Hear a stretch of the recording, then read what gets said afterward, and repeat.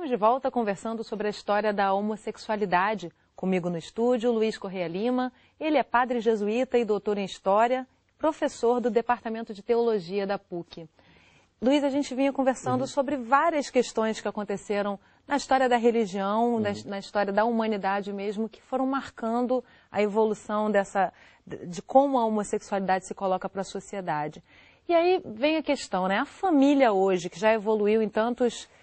Vamos chamar de evolução, porque eu acho que é o mais entendido hoje, mas a família hoje, ela já se prepara, já tem um entendimento melhor da homossexualidade. Como é que a família lida hoje? Em que momento a gente está? Bom, acho que a gente pode falar das famílias também no plural, porque essa questão hoje está se visibilizando. Não se pode dizer que existe mais homossexualidade hoje do que no passado, mas a homossexualidade hoje ela é mais visível, as pessoas estão se assumindo. E as famílias estão tendo que lidar com esse problema. Quem não é homossexual, ou tem um parente próximo que é, ou um parente distante, ou um colega de trabalho, ou um vizinho. Quer dizer, ninguém escapa dessa questão. E aí, na questão da família, há uma diversidade. Por exemplo, mesmo pais que são liberais, que têm amigos homossexuais, quando descobrem que um próprio filho é homossexual, a pessoa fica um pouco desbalanceada. Inclusive, gente com quem eu já conversei que precisa de um tempo para assimilar. Mesmo as famílias mais liberais, né? Mesmo as famílias mais liberais vivem um impacto por um certo tempo. Quer dizer, esse impacto não significa que seja rejeição, mas até para a pessoa arrumar as coisas dentro da cabeça de que tem um filho gay. Agora, existem também famílias homofóbicas. Há pais que dizem prefiro um filho morto que um filho gay. Ainda, né? Ainda, e isso é devastador, porque há casos de suicídios de pessoas homossexuais, há casos também de depressão, tristeza profunda pela qual muitos passam. Por isso que é tão importante enfrentar a homofobia, combater a homofobia nas escolas também. É preciso combater a homofobia para que as pessoas não caiam em depressão, não cometam suicídio, né? Ou não vivam uma vida com uma baixa estima enorme. Agora, a gente está num momento interessante, então, até para se falar disso, né, Luiz? A gente acabou de ter a aprovação pelo Supremo Tribunal Federal da união estável homoafetiva. O que isso traz? Que momento é esse que a gente está vivendo para a história da homossexualidade, para a aceitação? Você acha que isso traz mais aceitação, leva o assunto para as escolas, por exemplo, para a imprensa? Ou isso também pode trazer de volta mais atos homofóbicos? Enfim, como é que você entende? Que tradução a gente tem desse momento? Eu acho que eu penso que há um acirramento dos ânimos, à medida que as coisas... Dos dois lados, né? Dos dois lados, à medida que o assunto vem à tona. Mas não há como haver avanços sem o assunto ser trazido à tona. E essa decisão do Supremo significou uma tradução para o mundo jurídico de uma reivindicação dos movimentos sociais de algum tempo. Na verdade, se a gente situar na história dos direitos humanos, há uma primeira fase dos direitos humanos que é a restrição do poder do governante, os direitos civis, liberdade de ir e vir, direito à propriedade, à vida, etc., né? A inviolabilidade do domicílio. Depois a gente tem direitos políticos, de votar e ser votado, sufrágio universal, direitos sociais, salário mínimo, etc., redução da jornada de trabalho, e uma quarta geração de direitos humanos, que são o direito das mulheres, direito à não discriminação por motivo de raça, o direito ao meio ambiente e agora o direito à livre orientação sexual. Quer dizer, é a liberdade e a igualdade que existe para os outros âmbitos, trazida para o âmbito da diversidade sexual. Quer dizer, é um momento, então, de evolução, realmente. Agora, você consegue imaginar, por exemplo, essa evolução chegar no casamento para o homossexual? Você consegue imaginar a igreja aceitando o casamento gay? Consigo. Na verdade, a igreja acompanha a evolução da sociedade. A igreja é um microcosmo dentro de um universo maior que a sociedade. O casamento, principalmente o casamento religioso, ainda está ligado a essa heterossexualidade e ele é símbolo da união entre Cristo e a igreja, da união entre Deus e o seu povo eleito. Então, ele ainda está ligado a uma heterossexualidade. Mas o que a gente tem, por exemplo, em países onde a homossexualidade é aceita no norte da Europa, alguns lugares dos Estados Unidos, igrejas evangélicas, luterana ou anglicana realizando bênçãos para casais do mesmo sexo. Na Igreja Católica, na Holanda, isso também acontece.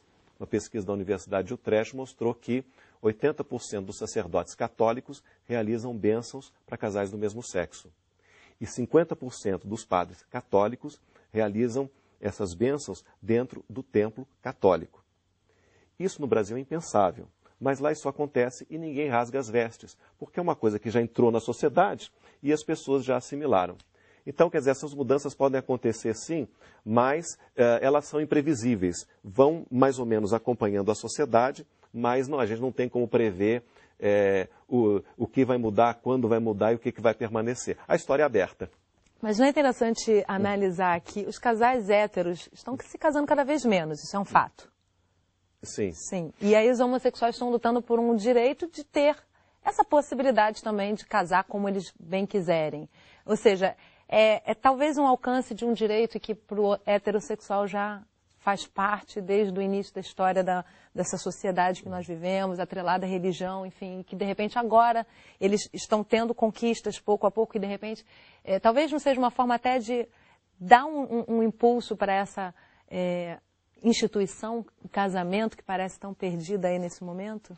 Tudo indica que sim. Quer dizer, como a heterossexualidade é algo já tradicional na sociedade, então alguns casais já inventam novas configurações familiares ou novos pactos dentro da heterossexualidade. Então, além do casamento, existe a união estável, que é juridicamente um pouco diferente. E os homossexuais, para alcançarem a sua aceitação social,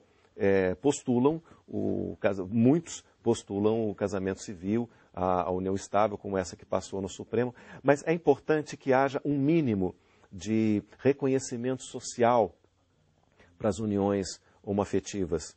E eu digo isso até como padre, respaldado na teologia, se não houver nenhum reconhecimento às uniões homossexuais e nenhuma aceitação social, então as pessoas homossexuais vão acabar se casando com pessoas de outro sexo, como acontece há séculos, para fugir da homofobia reinante na sociedade, dessa hostilidade reinante na sociedade. E essa união, um homossexual que se casa com alguém de outro sexo para fugir da homofobia, essa união é nula do ponto de vista sacramental.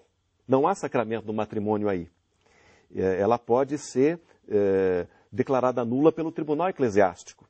No caso da homossexualidade. Ela não é religiosa. Quer dizer, mesmo que a pessoa casou na igreja, mas não é religiosa. Mesmo que a pessoa casou na igreja, se ela é homossexual enrustida e tá casando para fugir da homofobia, essa união pode ser declarada nula depois. Então é importante que os fiéis saibam disso, que a união heterossexual, o casamento tradicional, não é solução para a pessoa homossexual, em hipótese nenhuma.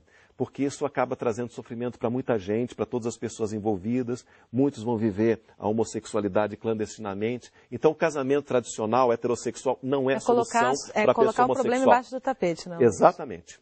Agora, você anteriormente falou sobre a discussão da homofobia e da homossexualidade nas escolas. A gente também teve recentemente o caso da distribuição dos kits, que foi cancelada, enfim. Você acha que hoje a sociedade brasileira está preparada para levar esse assunto para as escolas? E até te pergunto, você acha que as crianças e os adolescentes brasileiros precisam ter essa educação de uma forma clara, abrangente, ou há realmente limitações? Porque esse kit, no caso, ele tinha imagens de casais homoafetivos, discutia realmente abertamente esse assunto. Até onde que a gente está preparado para isso? Ou, na verdade, é uma grande besteira pensar que o adolescente não tem preparo para entender plenamente essa aceitação? Pois é, a sociedade precisa discutir isso e a escola também. Na verdade, a escola já discute a sexualidade, já coloca um padrão heteronormativo, né? Desde que menino veste azul, brinca com bola, menina brinca de boneca, quer dizer, já há uma divisão dos papéis de gêneros desde criança. Então, de alguma maneira, a sexualidade é colocada. Então, é preciso que essas questões sejam discutidas, trazidas para desarmar essa homofobia que é cruel, principalmente para os adolescentes. O adolescente que se descobre travesti, o que começa a se portar como como travesti, às vezes acaba tão hostilizado que sai da escola e, por falta de formação, tem mais dificuldade no mercado de trabalho, vai acabar se encaminhando para a prostituição. Quer dizer, há uma série de consequências perversas. Por isso, a homofobia tem que ser discutida nas escolas, sim, e combatida. Esse kit trouxe uma série de polêmicas, eu vi os vídeos, não achei nada demais, mas como esse assunto é sensível na sociedade, está havendo uma negociação do Ministério da Educação com segmentos evangélicos para que algumas frases sejam modificadas de modo que não haja uma propaganda da homossexualidade ou uma possível propaganda da homossexualidade. Foi informação que o ministro da Educação trouxe, que conversou com a presidente e que haveria algumas modificações e o kit seria lançado. É necessário, sim, que seja lançado e que seja discutida a homossexualidade e a homofobia nas escolas. Luiz, eu estou chegando no final do programa e eu queria finalizar com uma pergunta com a qual eu abri o programa, que foi como é que se derruba um preconceito histórico? Um pouco disso você já me falou. Agora, o que mais precisa ser feito para se derrubar um preconceito de milênios? Olha, na história a mudança compõe com a não mudança e segue suas linhas de menor força. Mas é basicamente o conhecimento, o debate aberto, sem medo. E eu penso que a fé também pode ajudar. Assim como muitas vezes a religião legitimou a homofobia, ela pode ter um efeito contrário. Por exemplo, a Parada Gay de São Paulo teve aquela frase como lema: amai-vos uns aos outros, basta de homofobia. Deus criou a todos, homossexuais e heterossexuais. Cristo veio para todos. Isso é o que os cristãos acreditam, para trazer o jugo leve e o fardo suave. Então é preciso acabar com a homofobia, é preciso aceitar e amar as pessoas como elas são. Muito obrigada, Luiz, pela sua presença aqui no nosso programa. É sempre bom ouvir uma mensagem equilibrada, né? Enfim, a gente precisa lidar com a aceitação com o próximo. Muito obrigada por ter vindo. Eu que agradeço, Yasmine. É um grande prazer para mim. Obrigada a você de casa que acompanhou o Sala de Convidados Entrevista. A gente fica por aqui. Eu espero você no próximo programa. Até lá!